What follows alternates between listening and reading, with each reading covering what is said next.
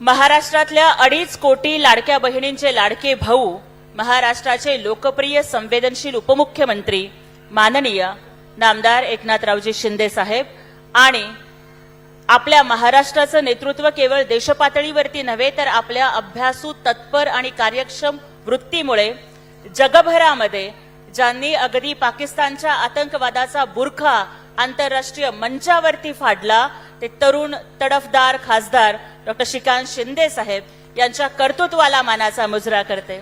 मंचावर समोर उपस्थित सर्व मान्यवर, सर्व शिवसेनेचे नेते, उपनेते, पदाधिकारी आणि उपस्थित सर्व महिला भगिनींना सर्वप्रथम महिला दिनाच्या मनापासून शुभेच्छा देते। आजचा महिला दिवस मला वाटतं हा आपल्यासाठी अत्यंत खास असेल, कारण आज आपण बघतोय की महाराष्ट्र राज्यामध्ये महिला केंद्रीय राजकारणाची सुरुवात माननीय एकनाथरावजी शिंदे साहेबांनी ते मुख्यमंत्री असताना केली। अनेक वेळेला महिला या फक्त कार्यक्रमांच्या मध्ये गर्दी करण्यासाठी किंवा टाळ्या वाजवण्यासाठी बोलवल्या जात होत्या। महाराष्ट्रामध्ये 3.5 शक्तीपीठ आहेत, पण आदरणीय एकनाथरावजी शिंदे साहेब म्हणतात की 3.5 शक्तीपीठ आपल्या घरात असतात। पहिली आई, दुसरी बहीण, तिसरी पत्नी आणि चौथं अर्ध शक्तीपीठ म्हणजे मुलगी, जी सासरी आणि माहेरी असते। आणि म्हणूनच या 4ही रूपातल्या महिलांच्यासाठी लेक लाडकी योजना आली, लाडकी बहीण योजना आली, मुलींचं उच्च शिक्षण मोफत झालं आणि महिलांना स्वतःच्या मातृत्वाचा नाव लावण्याचा अधिकार मिळाला।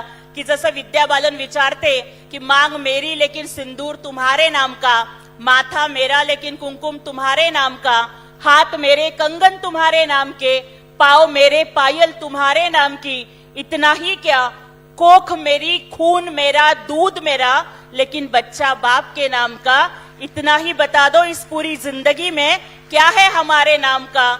9 महिने 9 दिवस पोटात सांभाळून मरणासारख्या वेदना सोसून जन्म दिलेल्या लेकराला आमचं नाव लागत नव्हतं, आमचे लाडके भाऊ एकनाथ शिंदे साहेबांनी तो अधिकार दिला आणि प्रत्येक सरकारी कागदावर बापाच्या नावाच्या आधी आईचं नाव लावलं। हा जिजाऊच्या मातृत्वाचा सन्मान आहे, तुमच्या प्रत्येकीचा मातृत्वाचा सन्मान आहे।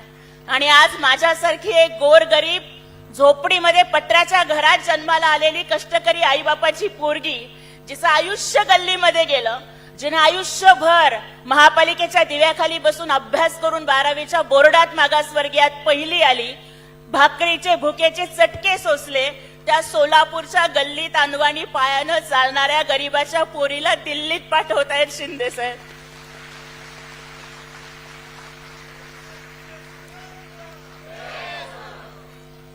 ही माझी राज्यसभेची उमेदवारी नाहीये, ही तुम्हा सगळ्या लाडक्या बहिणींची राज्यसभेची उमेदवारी आहे। मी खासदार होणार नाहीये, महाराष्ट्रातल्या 2.5 कोटी लाडक्या बहिणी खासदार होणार आहेत। आतापर्यंत राजकन्या खासदार होताना खूप जणांनी बघितल्या, पण शिंदे साहेबांच्यामुळे एक संघर्ष कन्या खासदार होऊन दिल्लीत जाईल, तेही महाराष्ट्र बघेल। अनेक नेते असे असतात की जे स्वतःच्या कुटुंबाला स्वतःचा पक्ष समजतात। आम्ही नशीबवान आहोत की आम्हाला एकनाथ शिंदे साहेबांसारखे नेते मिळाले जे कार्यकर्त्यांना आपलं कुटुंब समजतात। आदरणीय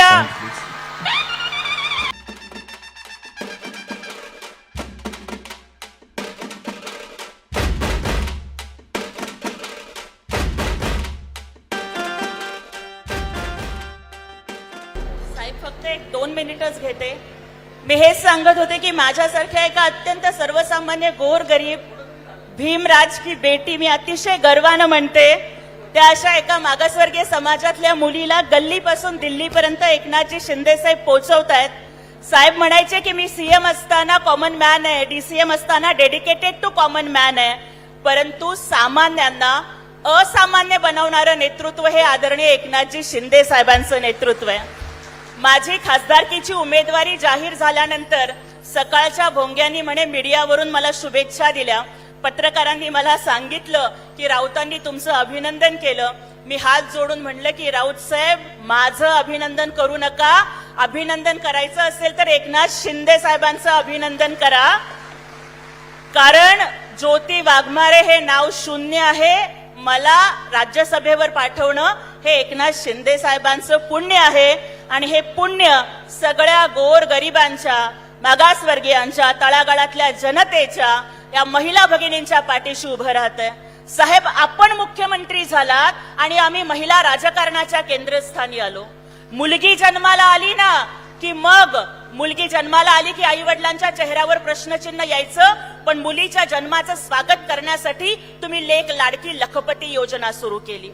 प्रत्येक बहिणीला, म्हणजे माहेर गरीब असलं तर बहिणीला खूप वाईट वाटायचं, पण साहेब तुम्ही मुख्यमंत्री झालात आणि 2.5 कोटी सर्वसामान्य मध्यमवर्गीय बहिणी फक्त 1500 रुपयाच्या ओवाळणीनं खुश नव्हत्या साहेब, पण कॉलर टाईट करून सांगायच्या मी मुख्यमंत्र्यांची लाडकी बहीण आहे. हा बहुमान तुम्ही आम्हाला दिलात साहेब. तुम्ही प्रत्येक सरकारी कागदावर आईचं नाव लावलं. कदाचित उद्या आम्ही नसू, पण आमची लेकरं नाव लिहताना तरी आईचं नाव काढतील. ही तुमचं कर्तृत्व आणि तुमची पुण्याई आहे साहेब. आज तुम्ही जिथे जिथे शिवसेनेला बहुमत मिळालं, कल्याण, ठाणे, डोंबिवली, आरक्षण नसताना महिलांना, लाडक्या बहिणींना महापौर पद दिलं, स्त्री शक्तीचा सन्मान केला. हिंदू हृदय सम्राट बाळासाहेब ठाकरे म्हणायचे की शिवसेनेत जातीपातीला थारा नाही, शिवसैनिक हीच तुमची जात आणि शिवसैनिक हाच तुमचा धर्म. साहेब, आज त्याच पद्धतीनं आम्हाला मागासवर्गीयांना SC राखीव जागेची वाट बघावी लागते. महिला अजून सुद्धा आरक्षणाची वाट बघतायत. राज्यसभेची एकच जागा असताना साहेब मी मागितलंही नाही, आपण मला ही उमेदवारी दिलीत, आमच्या सगळ्या लाडक्या बहिणींचा सन्मान केलात. आरक्षण नसताना उमेदवारी दिली साहेब. मी एवढंच म्हणते की देवाला सुद्धा नवस करावा लागतो, पण नवस न करता पावणारा देव माणूस म्हणजे एकनाथ शिंदे साहेब आहे. आणि साहेबांच्या कर्तृत्वाची शैली अशीच आहे कि जो मैं बोलता हूं वो मैं करता हूं और जो मैं नहीं बोलता वो मैं डेफिनेटली करता हूं. त्यामुळे मी शेवटी एवढंच म्हणते, उशीर झालेला आहे, की हिम्मत इतनी थी कि समंदर भी छोटा पड़ गया. हिम्मत इतनी थी कि समंदर भी छोटा पड़ गया. हौसला इतना कि पहाड़ भी रास्ता छोड़ गया. हिम्मत इतनी थी कि समंदर भी छोटा पड़ गया. हौसला इतना कि पहाड़ भी रास्ता छोड़ गया. लोग कहते थे कि एकनाथ शिंदे जी एक सिर्फ शिवसैनिक है, कार्यकर्ता है. लोग कहते थे कि एकनाथ शिंदे जी तो एक कार्यकर्ता है. आज वही कार्यकर्ता महाराष्ट्र का भाग्य विधाता बन गया. जय हिंद, जय महाराष्ट्र, जय शिवराय, जय भीम.